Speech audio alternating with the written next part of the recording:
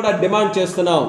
YSR party నాయకులు ఎవరైతే మేము 99.5% హామీలని పూర్తిగా అమలు చేశామని అంటున్నారో ఒక్కసారి ఈ పుస్తకాన్ని మధ్యలో పెట్టి డిబేట్ చేయడానికి ప్రజల మధ్యకి రావడానికి మీరు సిద్ధంగా ఉన్నారా లేదా సమాధానం చెప్పమని ఆ నాయకులకి ఆ జగన్మోహన్ రెడ్డి గారికి సందర్భంగా నేను అడుగుతున్నాను. ఏమైంది జగన్మోహన్ రెడ్డి గారికి? ఒక్కసారైనా సరే ప్రెస్ ముందు ఇప్పటికైనా సరే ముందుకు వచ్చి ఒక్కసారైనా మాట్లాడారా?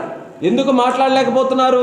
హామీలు అడుగుతారని ప్రెస్ వాళ్ళు కానీ పబ్లిక్ కానీ ఎక్కడైనా సరే ఇలా పబ్లిక్గా ఒక ప్రెస్ మీట్ పెడితే ప్రతి ఒక్క విషయంలోనూ వాళ్ళకి ప్రశ్నలు అడుగుతారని చెప్పి భయపడి ప్రెస్ కూడా పెట్టలేనటువంటి ముఖ్యమంత్రి దేశ స్థాయిలో ఎవరైనా ఉన్నారనంటే అది కేవలం జగన్మోహన్ రెడ్డి అనేది కూడా మళ్ళీ మనం తెలియజేసుకోవాలి.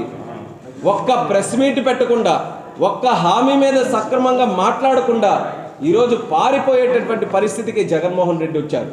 కానీ ఈరోజు ఉన్నటువంటి అదనంగా ఉన్నటువంటి వైఎస్ఆర్ పార్టీ మంత్రులు అనుకోవచ్చు, నాయకులు అనుకోవచ్చు, వాళ్ళ తాలూకా సలహాదారులు అనుకోవచ్చు, అందరూ కూడా అబద్ధాలు చెప్పడంలో పండితులుగా ఈరోజు మారారు. ఏ ఒక్క విషయంలో కూడా ఈరోజు సముద్రాన్ని చెరువు చేయండి, చెరువును సముద్రం చేయండి అంటే అవలీలలుగా అవన్నీ కూడా జిమ్మిక్కులు చేసి మాట్లాడేటటువంటి శక్తి ఈరోజు వైఎస్ఆర్ పార్టీ నాయకుల్లో ఉంది. ఆ రోజు ఆ శక్తిని ఉపయోగించుకున్నారు. కాకపోతే మొట్టమొదటిసారిగా చేశారు కాబట్టి ప్రజలు అందరూ కూడా కాస్త మోసపోవడం జరిగింది. ప్రజలు గమనించలేకపోయారు. దొంగల్ని దొంగలుగా చూడడంలో కాస్త విఫలమయ్యారు ప్రజలు. అది అవకాశంగా తీసుకొని ఎన్ని రకాలైనటువంటి హామీలు ఇచ్చారనండి.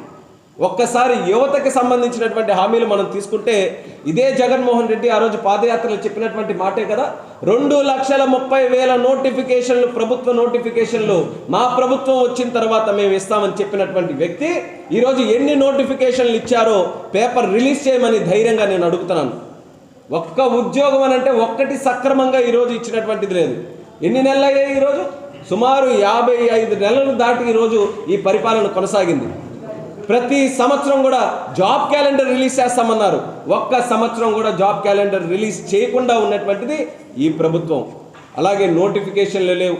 ఇంకా దానికి మించి ఉద్యోగాల కోసమని మా ఎంపీలని కూడా గెలిపిస్తే ఢిల్లీ స్థాయిలో మేము పోరాటం చేసి ప్రత్యేక హోదా కూడా తీసుకొని వస్తామన్నారు. ఒక్కసారైనా సరే ఆ హామీ నిలబెట్టుకోవడానికి ఒక్క ప్రయత్నమైనా పని చేశారా? ప్రత్యేక హోదా తీసుకొని రాలేదు, అది వేరే ఎత్తు. ఈరోజు దానికోసం పోరాటం కూడా చేయకుండా కనీసం ప్రత్యేక హోదా అన్న మాట కూడా మాట్లాడేటువంటి సందర్భం ఈరోజు వైఎస్ఆర్ కాంగ్రెస్ పార్టీలో కలిగిందనంటే ఎంత మాయ చేయడానికి ఈరోజు దిగజారారో ఒక్కసారి ప్రజలను కూడా గమనించమంటున్నాం. అలాగే ఈరోజు కేంద్ర పాలిత ఉన్నటువంటి హామీలు తీసుకుంటే స్టీల్ ప్లాంట్ అని అన్నారు. ఎన్ని శంకుస్థాపనలు చేశారు స్టీల్ ప్లాంట్ మీద?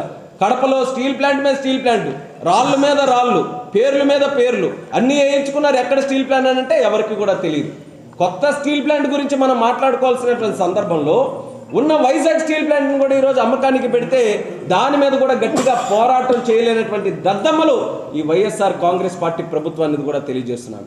రైల్వే జోన్ విషయానికి వస్తే ఆ రోజు మేము గట్టిగా పోరాడాం రైల్వే జోన్ గురించి పార్లమెంటులో కూడా. ఆ రోజు కేంద్ర ప్రభుత్వం మీద ఒత్తిడి తీసుకొని వచ్చాం. ఉత్తరాంధ్ర ప్రాంత ప్రజల తాలూకా ఊపిరిగా ఇది భావించి ఆ రోజు ఉద్యమాన్ని ఢిల్లీ వరకు, పార్లమెంటు గేటుల వరకు కూడా మేము తాకిడి చేసే విధంగా పోరాటం చేస్తే ఫిబ్రవరి 2019 ఎన్నికలకు ముందు ఆ ఒత్తిడికి అనుగుణంగా అక్కడ ఉన్నటువంటి కేంద్ర మంత్రి, రైల్వే మంత్రి పీయూష్ గోయల్ గారు ఆ రోజు ఉంటే విశాఖపట్నం వచ్చి మరి అనౌన్స్ చేశారు.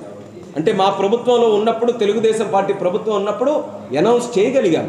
మా పోరాటం వల్ల ఆ రోజు ఆ ఒత్తిడికి ఆ రోజు వచ్చి కేంద్ర ప్రభుత్వం ఖచ్చితంగా రైల్వే జోన్ ఇస్తామని ప్రకటన కూడా చేసి సౌత్ కోస్ట్ రైల్వే జోన్ అన్న పేరుతోని అనౌన్స్ కూడా చేయడం జరిగింది. ఫిబ్రవరిలో అనౌన్స్ చేస్తే మే కల్లా ప్రభుత్వం మారింది. జగన్మోహన్ రెడ్డి ఆ రోజు ముఖ్యమంత్రిగా అయ్యారు. అంటే 2019 నుంచి ఈరోజు 4.5 సంవత్సరాలకు పైగా అవుతుంటే ఎందుకు రైల్వే జోన్ వాస్తవ రూపం దాల్చలేదన్న విషయాన్ని ఈరోజు వరకు కూడా గ్రహించలేదా ఈ జగన్మోహన్ రెడ్డి అని అడుగుతున్నాను.